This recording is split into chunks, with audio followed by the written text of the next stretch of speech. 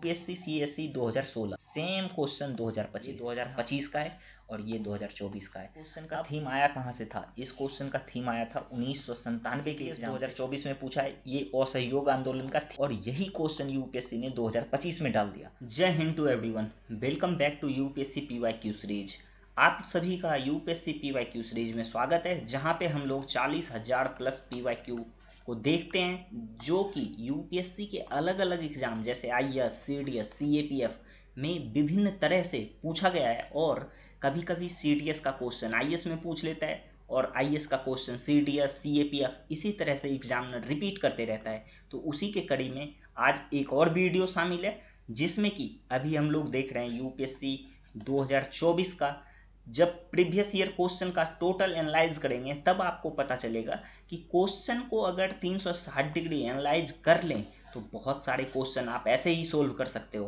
तो चलो शुरू करते हैं। क्वेश्चन नंबर 19 तक हो गया था, आज शुरू करते हैं क्वेश्चन नंबर 20 से। और क्वेश्चन नंबर 20 को यूपीएससी ने अपने एग्जाम के बाद इसे ड्रॉप कर दिया था, तो फिर भी हम इस क्वेश्चन से जितना कुछ सीख सकते हैं उतना कुछ नॉलेज गेन करेंगे। और आप लोग, उम्मीद है, जो बोले थे एक कॉपी ले लो और नोट बनाते जाओ। जो भी पीवाईक्यू का नोट बना लोगे ना, एग्जाम में उसको बहुत ज़्यादा मदद मिलेगा, क्योंकि as it is question repeat हो जाता है। तो आपके पास एक नोट होनी चाहिए। तो चलो, यहाँ पे क्वेश्चन बोल रहा है, इंडियन फ्लाइंग फॉक्स को वन्यजीव संरक्षण अधिनियम 1972 के अधीन पीड़क जंतु के श्रेणी में रखा गया है। ठीक है, ये स्टेटमेंट सही है, अभी बता रहे हैं, पूरा सब कुछ बताते हैं। उसके बाद बोल रहा है, इंडियन फ्लाइंग फॉक्स अन्य जंतुओं का रक्त पीता है। इंडियन फ्लाइंग फॉक्स जंतुओं का रक्त नहीं पीता है, ये रस पीता है, फल का रस पीता है। ये वाला स्टेटमेंट गलत हो गया। और इस वाले क्वेश्चन में ये एक चीज़ बेनिफिट होता है, अगर आप एक स्टेटमेंट को काट दोगे तो दूसरा स्टेटमेंट अपने आप सही हो जाता है। तो ऑप्शन सी क्या हो जाएगा? सही हो जाएगा। अभी देखो, इंडियन फ्लाइंग फॉक्स को ना आमतौर पर क्या बोलते हैं? चमगादड़ बोलते हैं। ठीक है, लिख लो। जो भी चीज़ हम लिखाते जा रहे हैं आप लोग लिखते जाओ। इसको आमतौर पर क्या बोलते हैं? चमगादड़ बोलते हैं। और अगर देखोगे ना तो चमगादड़ के लिए ही ये वाला स्टेटमेंट है। और कभी कभी इसका वैज्ञानिक नाम भी पूछ लेगा, तो इसका वैज्ञानिक नाम ना लिख लो। वैज्ञानिक नाम इसका होता है पेरोपस गिंगेटस। पेरोपस, ये इंडियन फ्लाइंग फॉक्स का वैज्ञानिक नाम है पेरोपस गिंगेटस।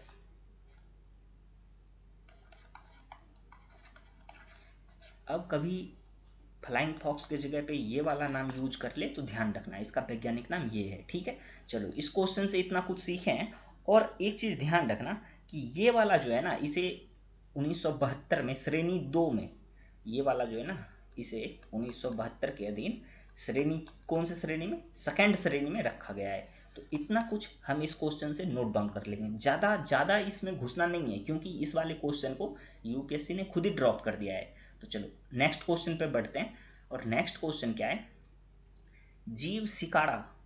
ठीक है, ये पूछ रहा है कि ये सब जीव का नाम दे दिया है, उसके बाद फ्रॉग होपर दे दिया है, ताल बिसर्पी दे दिया है। ये सब पूछ रहा है, ये है क्या? अगर यहाँ पे देखोगे, सिकाड़ा, फ्रॉग होपर, ठीक है, तो ये सब दे के पूछ रहा है कि ये है क्या। तो ये अगर आप देखोगे ना, ये कहीं ना कहीं एक प्रकार का कीट है, एक प्रकार का इंसेक्ट जिसको बोलते हैं, इंसेक्ट्स है। अब देखो, ये जितने भी हैं, सिकाड़ा हो गया, फ्रॉग होपर हो गया, और ये पॉन्ड स्केटर हो गया, ये सब क्या है? ये टिड्डी या फसल जिसको कहते हैं ना। अगर यहाँ पे लिखोगे सिकाड़ा को, यहाँ पे देखो, ये जो सिकाड़ा है इसको क्या बोलते हैं? टिड्डी या फसल टिड्डी कहते हैं। यहाँ पे लिख सकते हो सिकाड़ा। अगर हम थोड़ा सा ऐसे लाइन लगा दें, इसे टिड्डी या फसल टिड्डी, फसल टिड्डी। आप लोग साथ में नोट बनाते जाओ, ऐसा पीवाईक्यू निकालो, फोटो कॉपी करा लो उसका, उसके बाद ऐसे लिख लो। ठीक है, और ये जो है फ्रॉग होपर, फ्रॉग होपर को ना एक फुदकने वाला मेढक बोलते हैं। यह क्या है? जलीय जलीय समुद्री जलीय कीट है। ये जो फ्रॉग होपर है, ये है क्या? अगर यहाँ पे हम लिख दें फ्रॉग होपर,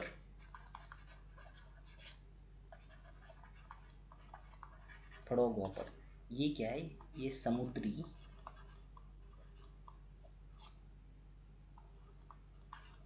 कीट है। ठीक है, और ये मेढक प्रजाति का है, फ्रॉग जब लगाइए तो आप लोग इतना तो समझ ही सकते हो कि ये फ्रॉग लगा के पूछ रहे हैं। अगर पूछ ले ये है क्या, तो ये एक प्रकार का कीट है। ये सब सिकाड़ा, ये मुंडुक फुदुक, अगर यहाँ पे मुंडुक फुदुक ऐसे हिंदी पढ़ोगे ना तो थोड़ा सा कंफ्यूज हो जाओगे।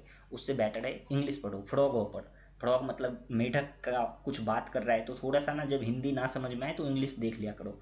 ऐसा नहीं है कि बिल्कुल हिंदी पे ही अडिग है। तो उसके बाद अगर नेक्स्ट क्वेश्चन हम देखेंगे, इस वाले क्वेश्चन से इतना नोट कर लो कि ये सब हैं क्या, ये कीट है। और सिकाड़ा के बाजू में लिख लो कहीं पे, ये एक प्रकार का फसल टिड्डी है और फ्रॉग पर समुद्री कीट है। इतना नोट डाउन करो। चलो आगे बढ़ते हैं नेक्स्ट क्वेश्चन पे। और इसका सही आंसर है क्या, वैसे सही आंसर है सी।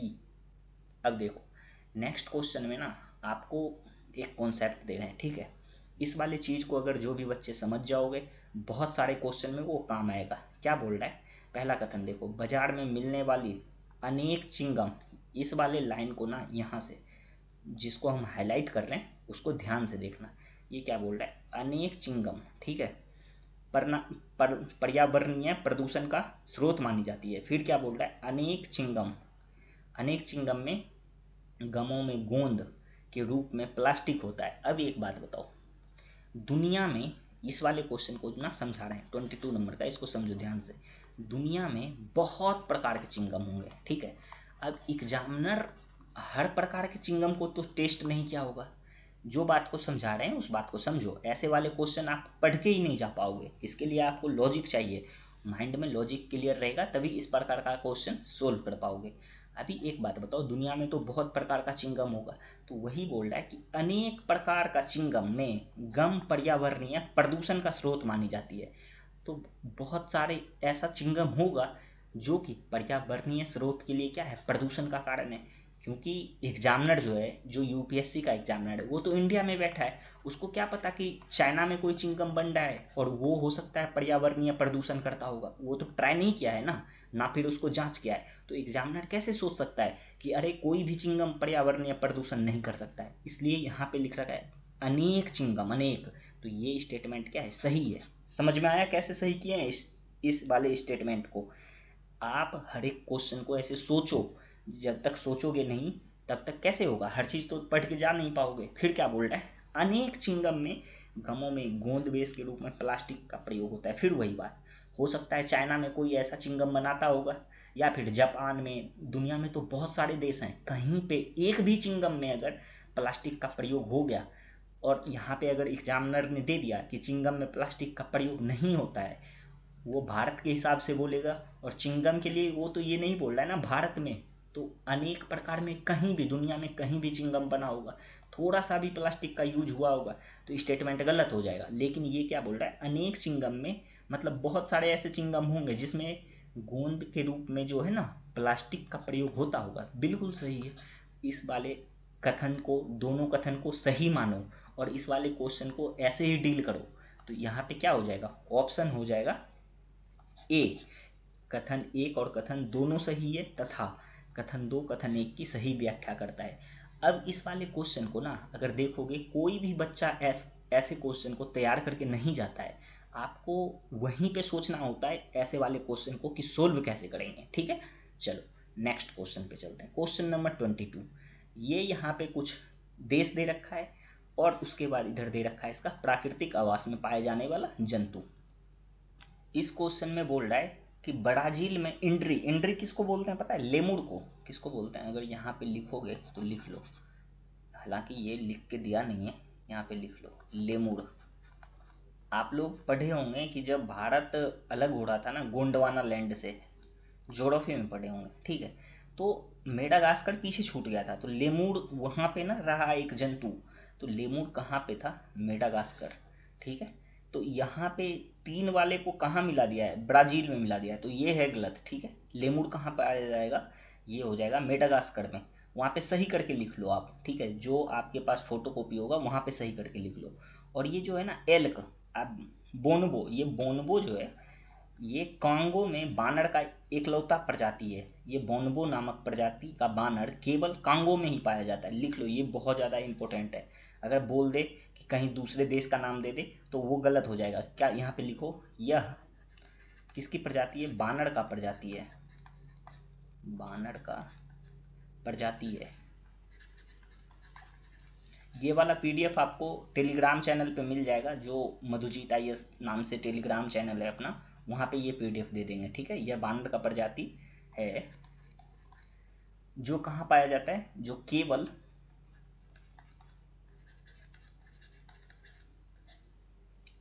कांगो में पाया जाता है। कांगो में, इधर लिखते हैं, पाया जाता है। एक बात बताओ, ये भी गलत हो गया, कहने का मतलब ये गलत है और ये गलत है। और ये जो है ना, इंडोनेशिया में एल्क, ये इंडोनेशिया में नहीं पाया जाता है, ये पश्चिमी उत्तरी अमेरिका में पाया जाता है, समझ गए। तो ये भी ऑप्शन गलत है। ये कहाँ पाया जाता है, पश्चिमी उत्तरी अमेरिका में। हालांकि इसमें से ना ऐसा वाला जब से ऑप्शन आने लगा है, तो आपको अगर एक भी पता होगा तो एलिमिनेट नहीं कर पाओगे, तो इसलिए आपको तीनों पता होनी चाहिए, जो कि यहाँ पे कोई भी नहीं होगा। ऑप्शन हो जाएगा इसका डी सही। चलो यहाँ पे भी देख लो, ऑप्शन डी हो जाएगा ब्राज़ील। ये वाला तो होगा नहीं। यहाँ पे ये जो है इंड्री, सॉरी इंड्री, इंड्री किसको बोलते हैं, लेमुर को बोलते हैं। और लेमुर ये वाला कहाँ होगा, ये हो जाएगा मेडागास्कर में। तो इंग्लिश हिंदी दोनों लगाए, आराम से पढ़ते जाओ, सोल्व करते जाओ। चलो नेक्स्ट क्वेश्चन देखते हैं, क्वेश्चन नंबर 24। क्वेश्चन नंबर 24 क्या कह रहा है, ध्यान से पढ़ो। पहले क्वेश्चन को पढ़ो, समझो उसको, उसके बाद बनाते हैं। क्वेश्चन कह रहा है कि विश्व शौचालय संगठन, वर्ल्ड टॉयलेट ऑर्गेनाइजेशन। अभी एक बात बताओ, ये सब तो देखेंगे ही, ये क्या है, संयुक्त राष्ट्र की एक एजेंसी है या नहीं है, इसमें कौन सा सही है नहीं है। आप लोग एक चीज़ नोटिस किए होंगे कि भारत में ना खुले में शौच बहुत ज़्यादा लोग करते हैं। और ज़्यादातर ग्रामीण जो हमारे भारत हैं, जो कि गांव से जुड़े हैं, वहाँ पे अब तो बहुत कम हो गया है, लेकिन खुले में शौच बहुत ज़्यादा होता था। उसी को रोकने के लिए ना एक कदम के रूप में भारत में ही नहीं, दुनिया में जितने गरीब देश थे, हर जगह पे ये काम होता था। तो उसी को रोकने के लिए विश्व शौचालय संगठन का एक प्रकार का ऑर्गेनाइजेशन बनाया गया। ये क्या बोल रहा है, अब इसका कथन देखते हैं। ये क्या कह रहा है, यह एक संयुक्त राष्ट्र की एजेंसी में से एक है। ये संयुक्त राष्ट्र की कोई एजेंसी नहीं है, इसको गलत करते हैं। अगर हम देखेंगे ना, तो विश्व शौचालय संगठन जो है एक गैर, ये वैश्विक गैर लाभकारी संगठन है। ये क्या है, अगर यहाँ पे हम लिख दें, पॉइंट बना के आप लोग भी लिखते जाओ, ये है क्या, एक वैश्विक, आप लोग जो भी पढ़ रहे हो लिखते जाओ, नोट बनाते जाओ। बहुत शॉर्ट में हम खुद ही नोट बनवा रहे हैं आपको। और अगर ये वाला नोट बन जाएगा ना एक बार, मज़ा मज़ा आ जाएगा। ये क्या है, लाभकारी संगठन है, गैर लाभकारी संगठन है।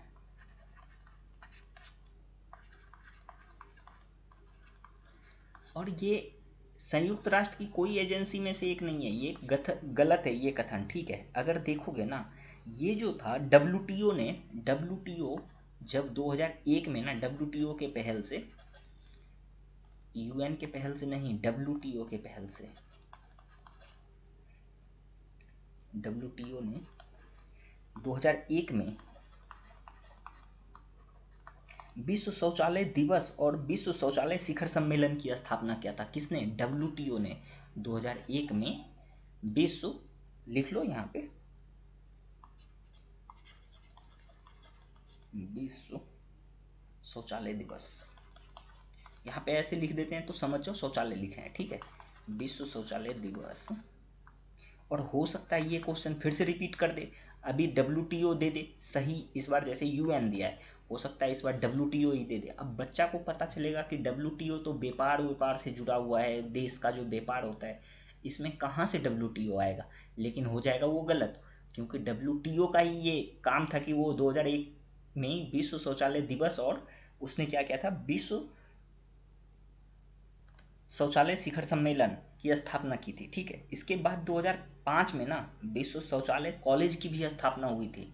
तो यहाँ पे लिख लो 2005 में। और कहाँ पे हुआ था स्थापना, सिंगापुर में, ये भी लिख लेना। 2005 में जो है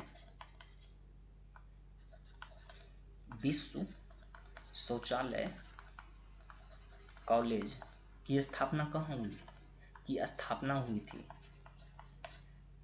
यहाँ पे लिख लो, कहाँ पे, सिंगापुर में, सिंगापुर में। इतना ये वाले क्वेश्चन से इतना नोट डाउन कर लो। अब यहाँ पे पढ़ते हैं क्वेश्चन को, ठीक है। इसके पीछे का कॉन्सेप्ट हमने जान लिया क्या क्या था, अब पढ़ो इसको। यह एक संयुक्त राष्ट्र की एजेंसी में से एक है। ये क्या है? गलत। संयुक्त राष्ट्र की कोई एजेंसी नहीं है। WTO का नाम देता फिर हम सोच भी सकते थे। फिर यहाँ पे क्या बोल रहा है? वैश्विक स्वच्छता संगठन, वैश्विक स्वच्छता संकट के समाधान पर कार्रवाई हेतु प्रेरित करने के लिए विश्व शौचालय शिखर सम्मेलन और विश्व शौचालय दिवस और विश्व शौचालय कॉलेज की इस गठन की पहल है। अभी तुरंत बताए इसका गठन कहाँ पे हुआ? इस कॉलेज का गठन कहाँ पे हुआ है? सिंगापुर में, ठीक है। तो मतलब ये वाला ऑप्शन है सही। अब यहाँ पे क्या बोल रहा है? इसके कार्य का मुख्य लक्ष्य क्या है? कम विकसित और विकासशील देशों में खुले में शौच की समाप्ति के लक्ष्य के प्रति एक निधि प्रदान करता है। निधि नहीं प्रदान करता है ये किसी भी प्रकार का निधि नहीं प्रदान करता है। इस बात का ध्यान रखना। यहाँ तक तो देखने में ये सही लग रहा है ऑप्शन, यहाँ तक, लेकिन ये वाला जो आ गया है ना, निधि प्रदान करना है, कोई निधि नहीं प्रदान करता है, ठीक है। ये ध्यान रखना, ये कोई ग्रांट और फंड नोटिस ये नहीं देता है। तो ये वाला भी हो जाएगा गलत, सिर्फ हो जाएगा केवल 2। तो केवल 2 कहाँ है? ऑप्शन ए सही हो जाएगा। तो इस वाले क्वेश्चन से हमने इतना कुछ सीखा, और इस वाले लाइन से क्या सीखा कि एक वर्ड आके ना को पूरा ये स्टेटमेंट को गलत कर दिया। चलो बढ़ते हैं नेक्स्ट क्वेश्चन पे। आप लोग उम्मीद है नोट डाउन करते जा रहे होंगे। देखो ये क्वेश्चन क्या कह रहा है, इस क्वेश्चन को पहले पढ़ो आराम से, सब चीज़ को ना आराम से पहले पढ़ो। उसके बाद अगर जो ध्यान से क्वेश्चन नहीं पढ़ोगे ना, पेपर में भी गलत कर दोगे, इसलिए क्वेश्चन को ध्यान से पढ़ो। यहाँ क्वेश्चन बोल रहा है सिंह की कोई विशेष प्रजनन ऋतु नहीं होती है। यहाँ पे जैसे ही हम देखेंगे ना, कथन फिर 2 को देखो क्या बोल रहा है कि अधिकांश मतलब बहुत ज़्यादा अन्य बड़ी बिल्लियों से भिन्न चीता दहाड़ता नहीं है। ये कथन बिल्कुल सही है। चीता क्यों नहीं दहाड़ता है अभी बताते हैं। क्योंकि चीता के गले में ना एक विशेष प्रकार की हड्डी होती है। यहाँ पे चीता का अगर यहाँ पे ऐसा मुंह है, ठीक है, थोड़ा सा फिगर ऐसा बन रहा है, तो उसको जज मत करना कि फिगर कैसा बना दिया है। चीता के गले में ना यहाँ पे एक हड्डी होती है विशेष प्रकार की, जो कि इसके आवाज़ को क्या करता है? सीमित कर देता है, इसलिए चीता नहीं दहाड़ पाता है। तो चीता यहाँ पे ये कथन सही है, चीता बड़ी बिल्लियों से भिन्न दहाड़ता नहीं है, बिल्कुल सही है। और यहाँ पे ये कथन क्या कह रहा है? सिंह की कोई विशेष प्रजनन ऋतु नहीं होती है, बिल्कुल सही है। सिंह की कोई विशेष प्रजनन ऋतु नहीं होता है। अगर हम कथन 3 को देखें ना, कथन 3 क्या कह रहा है? नर सिंह से भिन्न नर तेंदुआ गंध चिन्ह द्वारा अपना क्षेत्र घोषित नहीं करते हैं। ये गलत है। ये भी अपना क्षेत्र कैसा करता है कि जैसे जंगल में कोई चीता जा रहा है, कोई ये सिंह जा रहा है, तो ये मलमूत्र जो त्याग करता है ना, तो उसी से इसका एरिया डिफाइन होता है कि इस वाले एरिया में ये वाला जानवर रहता है, या फिर कोई नाम होगा इसका आपस में, ये वाला क्षेत्र इसका है। इस तरह से इसका क्षेत्र क्या होता है, जैसे यहाँ पे ये रह रहा है तो ये पूरा क्षेत्र में कहीं पे यहाँ पे मलमूत्र त्याग किया, यहाँ पे क्या, तो इस बार बीच का क्षेत्र इस वाले तेंदुआ का हो जाता है। तो ऐसे ही ये अपना क्षेत्र डिसाइड करता है किस चीज़ से? अपना मलमूत्र से। तो ये वाला कथन गलत हो गया और ये दोनों सही हो गया। तो अभी कथन 1 और 2 किधर है? कथन 1 और 2 है केवल ए में हो जाएगा केवल 1 और 2। चलो इस वाले क्वेश्चन से इतना कुछ सीख चुके हैं। नेक्स्ट क्वेश्चन पे बढ़ते हैं। और अगर इसमें लिखोगे ना तो 1-2 चीज़ लिख लो कि ये करता क्या है, ये दहाड़ता नहीं है। इस वाले स्टेटमेंट को ही लिख लो, ये वाला स्टेटमेंट बहुत काम आएगा आगे। ये वाला स्टेटमेंट को लिखो, सिंह की विशेष प्रजनन ऋतु नहीं होती है और अन्य बड़ी बिल्लियों के से भिन्न चीता दहाड़ता नहीं है। ये दोनों चीज़ लिख लो, ये क्योंकि सही है। और ऐसे ना बिल्कुल आप लोग नोट करते जाओ। अगर कॉपी तो लिख, जो चीज़ एक्स्ट्रा लिखा रहे हैं उसको कॉपी में नोट डाउन करो। जो क्वेश्चन पे हम जैसे सही मार्क करवाते हैं तो क्वेश्चन में ही सही मार्क कर दो, उससे टाइम बचेगा आपका। चलो नेक्स्ट क्वेश्चन पे चलते हैं। नेक्स्ट क्वेश्चन बहुत बड़ा है, और जब भी क्वेश्चन बड़ा हो तो क्वेश्चन को नीचे से पढ़ना शुरू करो, ठीक है। अभी पहले ऊपर पढ़ो, ये पूछ क्या रहा है, सही पूछ रहा है या गलत पूछ रहा है, उसको भी देखना होता है। पूछ रहा है निम्नलिखित में से कौन सा 100 मिलियन किसानों का सही विवरण है। अभी देखो पहले पढ़ो, सारे ऑप्शन को पढ़ो। ये क्या बोल रहा है, नीचे से जैसे पढ़ेंगे ना, क्वेश्चन नंबर 26 देख रहे हैं और इसमें कह रहा है कि यह एक मंच है सॉरी, यह एक मंच है, ठीक है, जिसका ध्येय किसानों को कृषक उत्पाद संगठनों अथवा कृषि व्यवसाय संघ बनाने के लिए प्रोत्साहित करना है। अभी तो लग रहा होगा कि अच्छा किसान से है तो ऐसा सही हो गया। अभी पूरा सबको देखते हैं जिनसे उन्हें उनके उत्पाद को बेचने के लिए वैश्विक खुले बाजारों में पहुंच प्रदान करने की सुविधा मिलती है। देखो ये वाला क्वेश्चन यहाँ पे क्यों पूछा है, क्योंकि ये वाला चीज़ ना, ये वाला टर्म न्यूज में था, इसलिए इस वाले क्वेश्चन को उठा के डाल दिया है। और जो भी चीज़ न्यूज में रहता है अक्सर तो उसको डाल देता है उठा उठा के यूपीएससी। तो ये सब ऐसा मत सोचो कि इतने भारी भारी क्वेश्चन आ जाएंगे कभी तो क्या करेंगे। आप जब भी यूपीएससी की प्रिपरेशन करोगे तो करंट अफेयर तो पढ़ोगे ना यूपीएससी के प्रिपरेशन में, तो करंट अफेयर से ही कुछ क्वेश्चन आ जाते हैं। तो वैसा ही क्वेश्चन ये वाला भी है।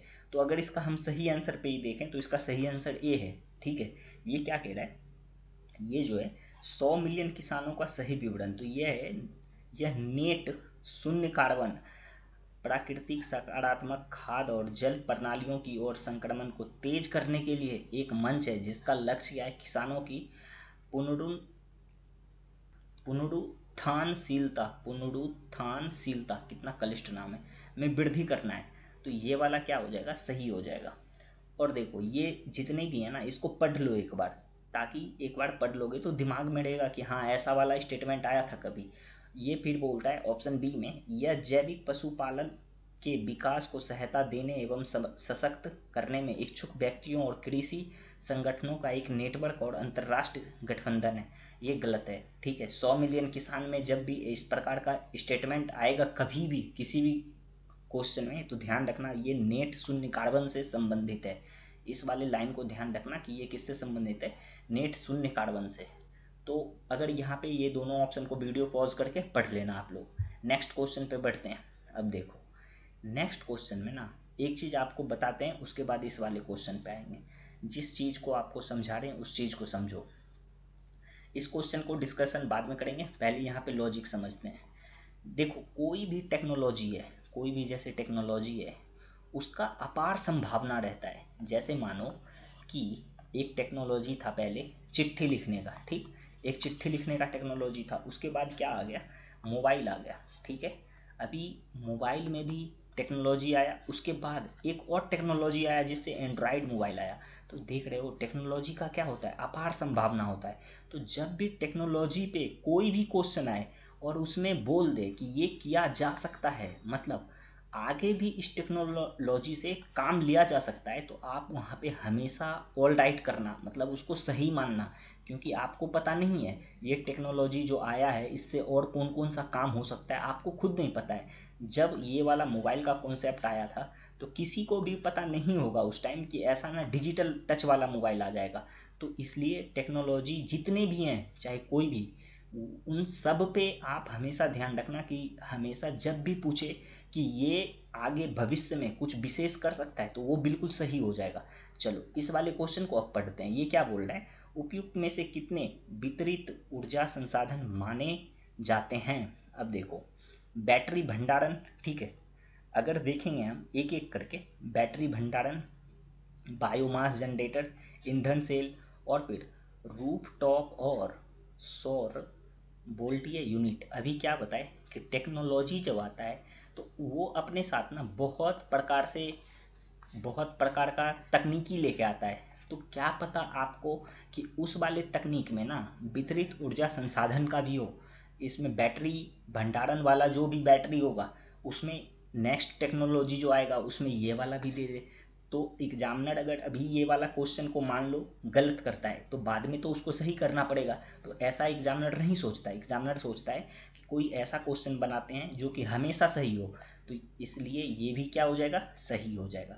ये सही। बायोमास जनरेटर में क्या हो सकता है, वितरित ऊर्जा संसाधन के रूप में माना जा सकता है, ये भी सही है। ईंधन सेल में भी, क्योंकि ये सब टेक्नोलॉजी है, ये भी सही।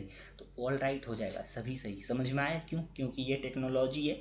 और टेक्नोलॉजी जितने भी चीज़ हैं उसके कोई भी नेक्स्ट वेरिएशन जब भी आता है, जैसे कि ये बैटरी है तो बैटरी में क्या पता इसका और कौन कौन सा यूज हो सकता है। अभी तो ये एक ही यूज दे रहा है, कल को मान सकते हैं कि कोई उड़ने वाला बैटरी बन जाए ऐसा कुछ, तो ये भी तो संभव है ना। इसलिए ये भी काम कर सकता है ये वितरित ऊर्जा संसाधन। तो ऐसे ऐसे ना एग्जामिनर के दिमाग को समझो, और जहाँ पे कॉन्सेप्ट लगेगा वो कॉन्सेप्ट हम आपको ज़रूर बताएंगे, ताकि आप लोग बिल्कुल अच्छे तरीके से सब कुछ को समझते जाओ। चलो नेक्स्ट क्वेश्चन पे चलते हैं। नेक्स्ट क्वेश्चन क्या कह रहा है, देखो यहाँ पे पढ़ो पहले। निम्नलिखित में से कौन सा वृक्ष एक ऐसे कीट के साथ एक अद्वितीय संबंध को दर्शाता है जो इस वृक्ष के साथ सह विकसित हुआ है, और वह एकमात्र कीट है जो इस प्रकार के पेड़ को परागित कर सकता है। अब देखो ये वाला जो क्वेश्चन था ना, ये डायरेक्ट क्वेश्चन आया था PYQ से। अगर हम बताएंगे ना कि 2005 या 6 के आसपास शायद CAPF या CDS में रिपीट हुआ था ये थीम, तो जब वहाँ पे बताएंगे, CDS का ही कोई पेपर था, जब वहाँ पे बताएंगे फिर देखना ये वाला question as it is repeat था। तो इसका आंसर, सही आंसर हो जाएगा ए, अंजीर। अंजीर का जो पेड़ होता है उस पे जो वृक्ष पे जो कीट होता है ना, वो क्या करता है, वृक्ष के साथ एक अद्वितीय संबंध बनाता है, जो ये वृक्ष के साथ सह विकसित हुआ है, और वह एकमात्र कीट है। वह क्या है, वह एकमात्र कीट है जो इस संबंध पेड़ को परागित कर सकता है। तो वो कौन सा वृक्ष है, अंजीर। ठीक है, ध्यान रखना वो। चलो नेक्स्ट क्वेश्चन देखते हैं। अगर इसमें एक दो लाइन और लिखोगे तो लिख लो, अंजीर वृक्ष एक ऐसे कीट, मतलब इसी में लिखोगे तो यहाँ पे हम थोड़ा सा इसको इरेज करते हैं। ये वाला स्टेटमेंट को ही अगर लिखोगे तो ये वाला स्टेटमेंट को लिख दो, अंजीर वृक्ष एक ऐसा वो वृक्ष है जो कीट के साथ अद्वितीय संबंध को दर्शाता है। यहीं पे लिख दो वो कौन सा वृक्ष है ना, इसको हटा के यहाँ पे अंजीर लिख दो। अब यहाँ पे सही से पढ़ो, अंजीर वृक्ष एक ऐसा वृक्ष है जो कीट के साथ ऐसा संबंध बनाता है। ठीक है, चलो नेक्स्ट क्वेश्चन पे बढ़ते हैं। नेक्स्ट क्वेश्चन है 29 में क्या बोल रहा है, निम्नलिखित पर विचार कीजिए, उपयुक्त में से कितने विषाक्त जातियां हैं। अभी ये पूछ रहा है कि कितना इसमें से ना विषैला है। ऐसा क्वेश्चन ना एग्जामिनर कभी कभी बहुत ज़्यादा टफ करके दे देता है। ठीक है, और ऐसा क्वेश्चन ना आए एग्जाम में तो छोड़ दिया करो इसको। हालांकि अभी जब हम PYQ करवा रहे हैं तो मेरा फर्ज बनता है कि सारे क्वेश्चन को करवाएं। तो इसमें से क्या पूछ रहा है कि कौन कौन से जानवर जो है ना विषैले हैं। तो इसमें से एक बात बताओ, कुछ दुनिया में 1000 प्रकार का, 1000 लाख 2 लाख 10 लाख प्रकार का तितली का प्रजाति होगा। एग्जामिनर सारे प्रजाति को तो देखा नहीं है, सब प्रजाति को तो नहीं देखा है ना, कि इसमें से कितने प्रजाति विषैले हो सकते हैं और कितने प्रजाति विषैले नहीं हो सकते हैं। अगर देखो एग्जाम में बैठने के साथ इस वाले क्वेश्चन पे तुरंत अगर दिमाग काम कर गया तब इस क्वेश्चन को डील करो, वरना अगर नहीं पता है तो छोड़ दिया करो ऐसे क्वेश्चन को।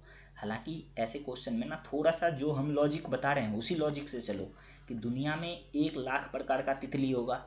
ठीक है, और सारे तितली को एग्जामिनर तो नहीं देखने गया है कि ये विषैला है या ये विषैला नहीं है। हो सकता है उस 1 लाख प्रकार के तितली में से एक भी तितली क्या है, विषैला हो गया, एक भी तितली क्या हो जाएगा, विषैला हो जाएगा।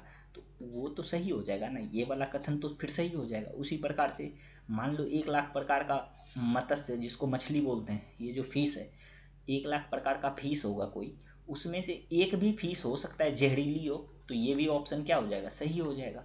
और उसी प्रकार से 10,000 प्रकार के मेढक में से एक भी प्रकार का मेढक अगर जहरीला हो गया तो ये भी क्या हो जाएगा, सही हो जाएगा।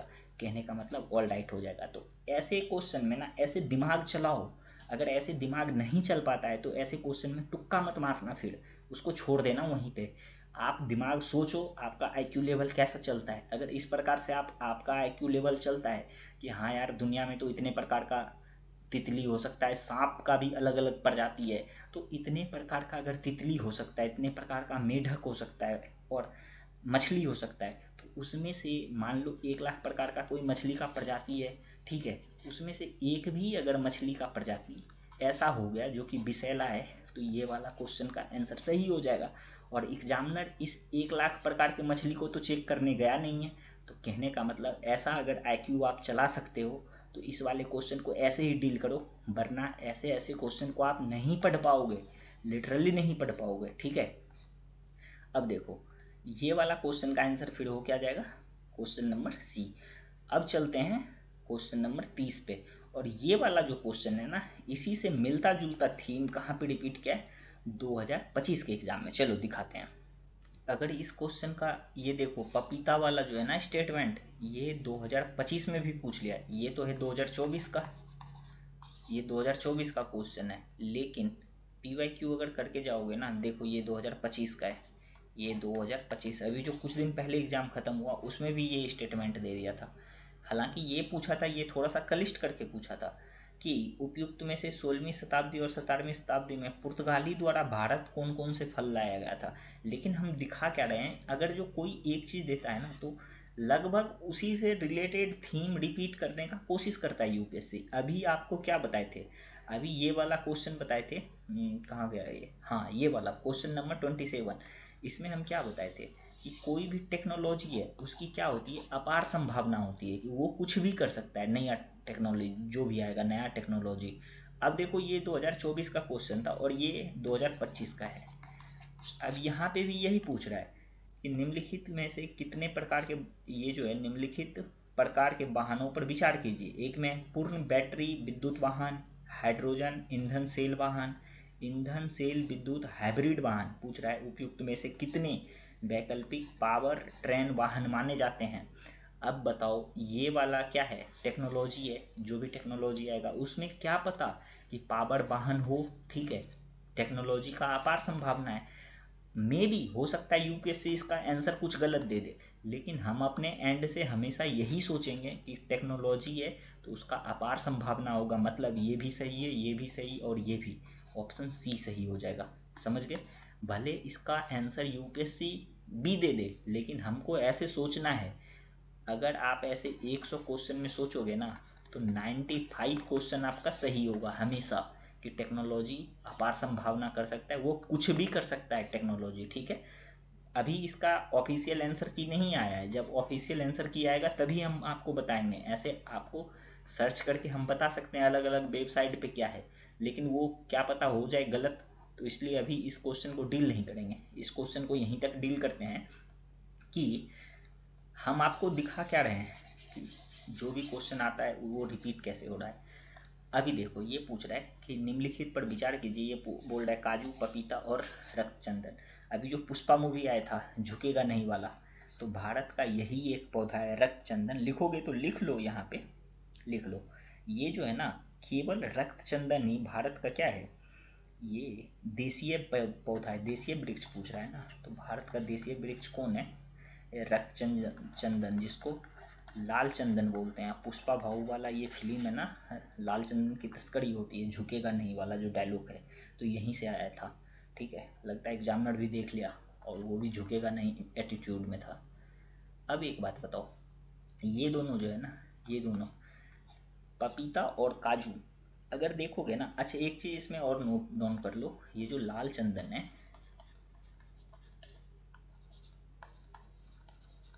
यहाँ पे नोटिस कर लो एक चीज़ और, ये रेड सैंडर्स वाला, इसमें कि इसको ना 2022 में क्या किया गया था पता है, वन्यजीव संरक्षण अधिनियम 1972, अभी जो ऊपर देखे थे हम, वन्यजीव संरक्षण अधिनियम 1972 के तहत इसको अनुसूची 4 में रख दिया गया है, अनुसूची 4 में।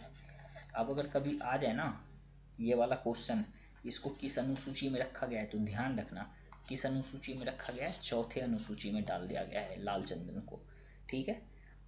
अब अगर देखोगे ना इस वाले क्वेश्चन को कभी रिपीट किया तो ये हो सकता है अनुसूची ही डाल दे, बोल देगा उधर कि लाल चंदन को ना अनुसूची 2 में रखा है। आपको पता होनी चाहिए 2 में नहीं 4 में रखा गया है, इसको नोट डाउन कर लो। और देखो ये वाला जो है काजू जो है, ये काजू, इसको लिख लो, काजू कहाँ से आया था, ब्राज़ील। ये कहाँ का पौधा, नेटिव पौधा कहाँ का है, ब्राज़ील का, ब्राज़ील का। इसको लिख लो, जो जो छोटा छोटा चीज़ लिखाते जा रहे हैं लिख तो जाओ। पपीता कहाँ का है, मैक्सिको का, कहाँ पे, दक्षिणी मैक्सिको का ये पपीता, वहीं का मतलब देशीय वृक्ष है, नेटिव पौधा जिसको बोलते हैं, मैक्सिको।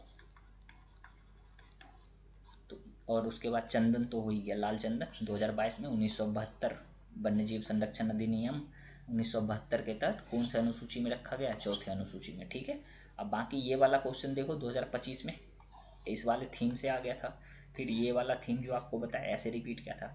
तो हम यहाँ पे कर क्या रहे हैं, हम जो देख रहे हैं यूपीएससी PYQ, यूपीएससी में जितने भी क्वेश्चन आए हैं वो तो करते ही हैं, उसका सारा ऑप्शन का एनालिसिस करते हैं और उस वाले ऑप्शन से कैसे क्वेश्चन बना सकता है यूपीएससी वो भी देखते हैं। तो आप लोग अगर इसको कर लोगे ना तो यूपीएससी प्रीलिम्स में आपका सिलेक्शन पक्का हो जाएगा।